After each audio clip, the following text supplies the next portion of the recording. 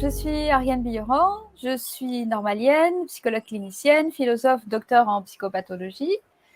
J'ai écrit de nombreux livres depuis de longues années sur le harcèlement, la manipulation, la perversion, mais également des ouvrages de développement personnel sur la sécurité intérieure et la libération des personnalités toxiques, enfin comment se libérer des personnalités toxiques.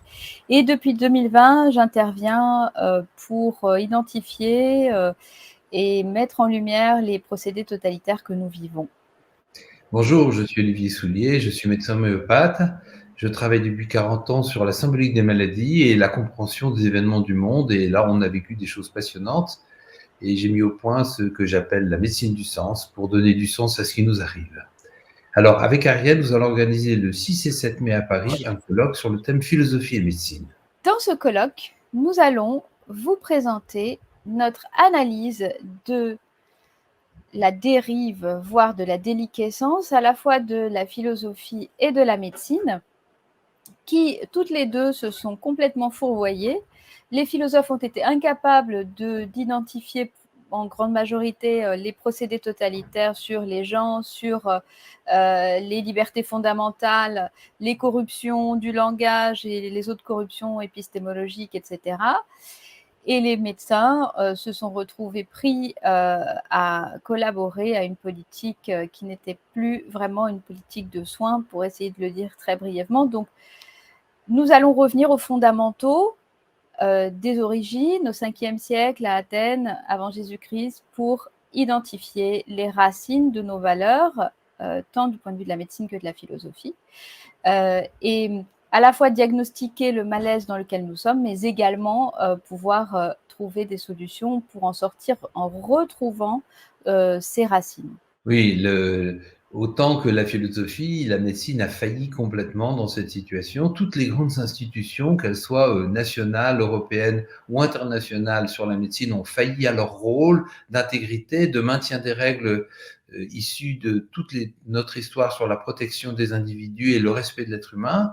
Et la médecine se trouve en grande difficulté entre ceux qui ont adhéré parce qu'ils croyaient au dogme, entre ceux qui ont été pris entre les deux et ceux qui ont refusé, qui ont résisté. Mais dans tous les cas, la médecine a complètement explosé dans ses fondamentaux. Nous ne sommes plus dans les règles du serment d'Hippocrate que tous les médecins ont prêté pour commencer leur exercice et qui doit animer fondamentalement l'esprit et l'âme des médecins.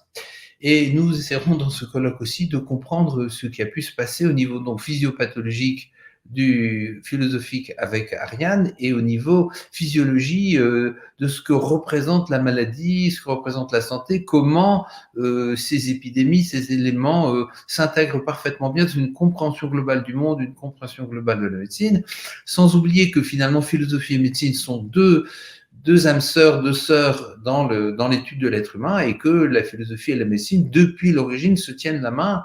Et il est important que la médecine soit inspirée par la philosophie et que la philosophie ait bien conscience que la sagesse qu'elle prône se base aussi sur le soin de l'être humain fondamentalement et que les deux ont à fonctionner ensemble et c'est de ça dont nous allons vous parler. Oui, parmi quelques thèmes que nous aborderons bien entendu la question du consentement, la question du rapport au corps, à l'âme, à l'esprit, la question de la déontologie, la question de l'éthique et de la morale, évidemment, la question de l'épistémologie, à quel moment nous pouvons considérer que nous avons affaire à une science, un art et à quelles conditions, la question du diagnostic, du pronostic, la question du tri dans le soin, le tri des patients, le refus de soins, mais également nous pourrons aborder ce qui sous-tend les comportements très criminels en fait dans les populations qui sont souvent des croyances très archaïques comme l'idée d'une épidémie qui nous serait envoyée par des dieux comme une punition et évidemment pour remédier à cela, il faudrait sacrifier une partie de la population.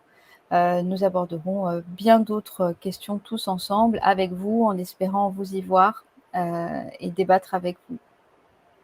Alors, c'est important aussi que la médecine puisse reprendre l'essence de son être.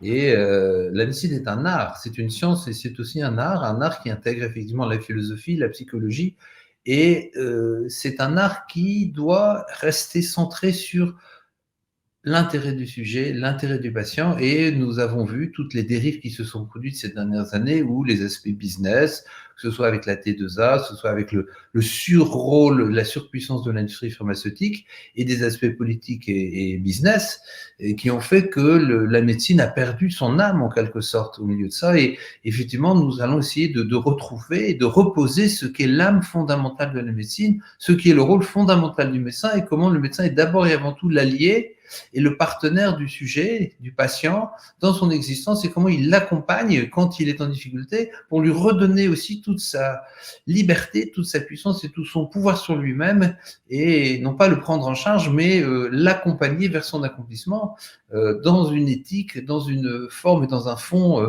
profondément humaniste, élément qui a été beaucoup perdu dans toutes ces dernières années. Et cet aspect humaniste, il est important que nous reposions les bases d'une médecine humaniste et éclairée par une philosophie humaine profonde. Voilà, alors on vous propose de nous rejoindre le 6 et 7 mai à Paris.